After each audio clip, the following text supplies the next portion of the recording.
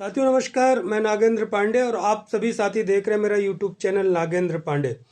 तो साथियों आज एडी बेसिक सर से मिलने हमारे कुछ साथी गए थे। जैसा कि मैंने सुबह सूचना बता दिया था अपने टेलीग्राम के माध्यम से कि एडी बेसिक सर बैठे हैं और आज मुझे अवकाश नहीं मिल पाया तो मैं नहीं जा पाया और थोड़ी व्यस्तता थी। आप लोग जान रहे हैं बहुत सारे काम विभाग में चलते रहते हैं।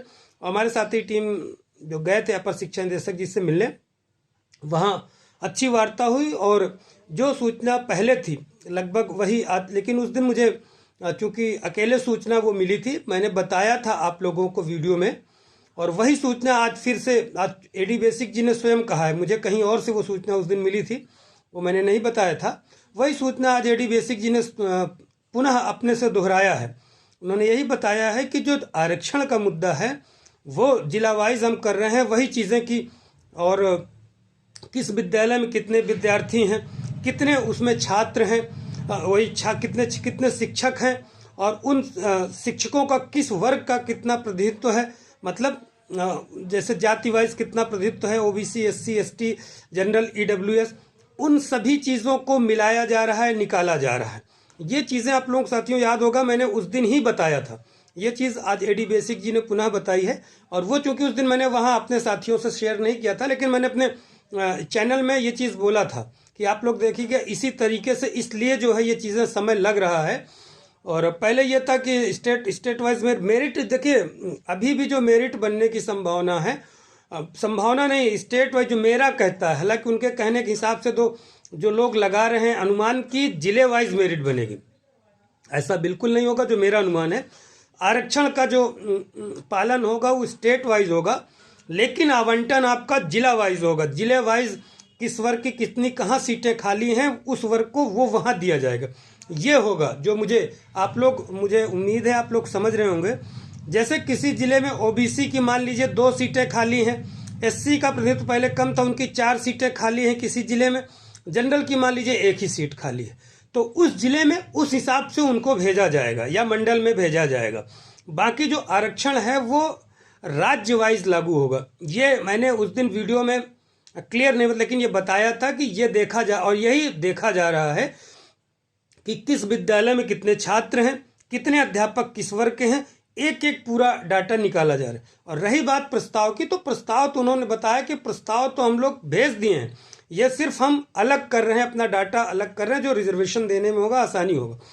तो चूंकि डाटा भेजा जा चुका है तो हम फिर लखनऊ की तरफ प्रयास करते हैं, वहाँ विशेष सचिव जी से या सचिवालय में और डीजी मैम से या डायरेक्टर बेसिक सर से बात करेंगे, या वहाँ जाने के हमारे लिए साथी तैयार हैं, आप लोग भी तैयार रहिए, वहाँ जाइए।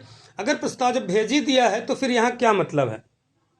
ये जो कार्य कर रहे हैं और युद्ध स्तर पे कार्य कर रहे हैं, आज हमारे जितने भी साथी गए थे उन्होंने देखा और ये बताया कि वाकई सर, चूँकि मुझे लेट हो गया था, मुझे हमारे फौजी फिर जितेंद्र शुक्ला जी आए थे, बोला आ जाओ सर, मैंने कहा मैं अभी अभी पहुंच रहा हूं घर, रुकिए मैं देखता हूं, आ रहा हूं। जब तक मैं तैयार होकर निकलने वाला था तब तक वहां से जो फ़ोन आ गया हमारे साथी कमलेश यादव जी का कि भैया रहने दीजिए, अभी मेरी वार्ता हो गई है। मैंने कहा मैं तो निकल रहा था, तो उन्होंने कहा कि रहने दीजिए, मैं देर आया, कुछ काम ऐसे विभाग कोई फंस जाता है, आदमी नहीं निकल पाता।